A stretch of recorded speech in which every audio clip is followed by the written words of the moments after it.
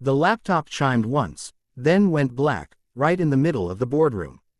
Ethan Brooks froze with his screwdriver halfway out of the case. Around the long glass table, 12 executives stared at him like he'd just pulled the plug on a beating heart.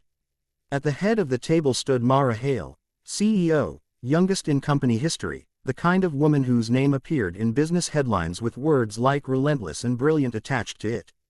"I'm sorry," Ethan said quickly, palms raised. "That startup sound means it's resetting the driver. It'll be back in a second." Mara didn't look angry. She looked tired. The kind of tired that lived behind perfectly tailored suits and sharp decisions. "Take your time," she said, and waved the executives out. "We'll finish later." As the room emptied, Ethan exhaled. He hadn't planned to be here today. He usually fixed computers in quiet offices or cluttered homes, squeezing jobs between school pickup and dinner. But when the receptionist heard he could fix anything fast, she'd rushed him upstairs like an emergency medic. The laptop rebooted, the screen flaring to life. And for one split second, before the login screen appeared, a photo filled the display. It wasn't a corporate headshot. It was Mara, bare-faced, hair pulled back, wearing an oversized sweater.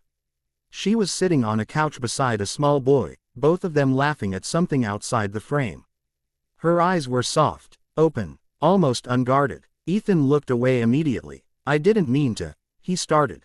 Mara didn't interrupt. She simply stared at the screen, then at him. Her voice was quieter when she spoke. "Was it bad?" He hesitated. "No, it was human." She blinked, surprised by the word. "That photo isn't supposed to be there," she said. "It's from years ago." "I won't mention it," Ethan said quickly. "I promise." She nodded, then surprised him by sitting down across from him instead of reclaiming her authoritative stance. "Can I ask you something?" she said. "Sure." She folded her hands, staring at them like she was negotiating with herself. Then she looked up. "Am I pretty?" The question hit him harder than any boardroom glare ever could. Ethan wasn't sure what he'd expected working for a tech company worth billions, but it wasn't this. Not vulnerability. Not a question that sounded like it belonged to a teenager instead of a CEO. He chose his words carefully. "Yes," he said, "but not in the way people usually mean." She gave a small, humorless smile. "That's what my assistants say." "I'm not your assistant," Ethan replied gently. Something shifted in her expression. He finished securing the laptop and closed the case. "Your computer's good to go. Overheating issue. Dust buildup. Happens to the best of them." "Thank you," she said. "Ethan, right," he nodded. "Single dad, part-time IT magician." She smiled at that. Really smiled this time. "My son loves magic," she said. The words slipped out before she could stop them. Ethan paused. "You have a son." She looked away. "I had. He lives with his father now." The silence stretched. Not awkward, but heavy with things neither of them were ready to say. Ethan packed up his tools. "I should get going. School pickup." "Of course," she said, then hesitated. "Would you stay for a coffee sometime? As thanks." He almost said no. Time was always tight. Life didn't leave room for detours. But something in her eyes reminded him of late nights when he sat alone after his daughter fell asleep, wondering if anyone saw him beyond responsibilities and mistakes. "Okay," he said. "One coffee." They met 2 days later at a small cafe across from a park. Ethan arrived late, apologizing, daughter in tow, Lucy, 8 years old, with wild curls and an endless supply of questions. Mara stood when she saw them, awkward and unsure, like she wasn't certain what her role was supposed to be. "This is Lucy," Ethan said. Lucy studied Mara carefully. "You're very tall." Mara laughed, startled. "I get that a lot."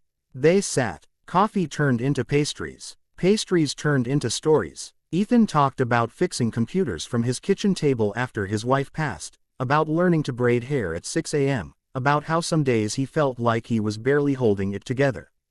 Mara listened like it mattered. She spoke less, but when she did, her words were precise. About climbing ladders that never seemed high enough. About being admired but rarely known. About how success didn't silence the voice asking if you were enough. Lucy reached across the table and took Mara's hand without warning. "You are pretty," she said matter-of-factly. "But you look sad." Mara swallowed hard. The next weeks blurred into something neither of them named.